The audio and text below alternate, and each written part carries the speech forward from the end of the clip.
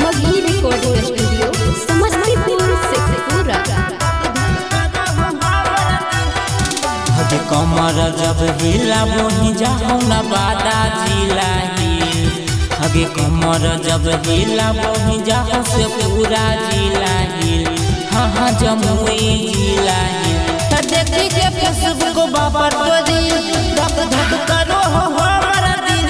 देखी के इंस्टा पर तोरा रील धक धक करो हो हमारा दिल। के कमर जब हिला बोही जाऊँ नालंदा जिला हिल। हगे कमर जब हिला बोही जाऊँ पटना जिला हिल। हाँ हाँ गया जिला हिल। देखी के फेसबुक बाबर तो दिल धक धक करो हो हमारा दिल। देखी के इंस्टा पर तोरा रील धक धक करो हो हमारा दिल।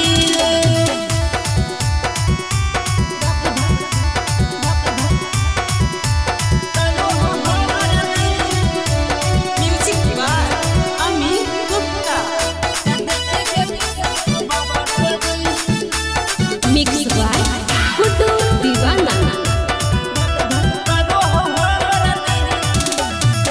गजब के लागोही जब करोही सिंगार गे। केतना तू छोड़न के ही परान गे। गजब के लागोही जब करोही सिंगार गे। केतना तू छोड़न के ही परान गे। अबे मारो हो हमरा जान तोरा उठवा पर के तिल। आगे मारो हो हमरा जान तोरा उठवा पर के तिल। हाँ हाँ उठवा पर के तिल।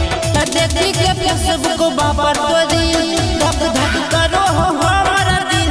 देखी के इंस्टा पर तोरा रील धक धक करो हो हमारा दिल।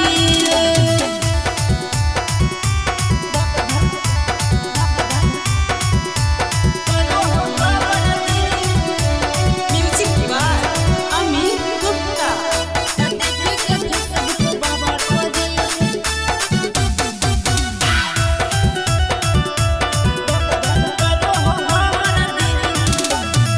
चलो हिटरंडिंग गेलो नाम तोरा खिल गे। गुड्डू दीवाना कहो हो पैसन खिल गे। चलो हिटरंडिंग गेलो नाम तोरा खिल गे। गुड्डू दीवाना कहो हो पैसन खिल गे। अगे तोरे याद सहता बहु जियल हो गेलौ सकील। आगे तोरे याद सहता बहु जियल हो गेलौ सकील। हाँ हाँ होलौ सकील। देखी के फेसबुक बाबर तो दिल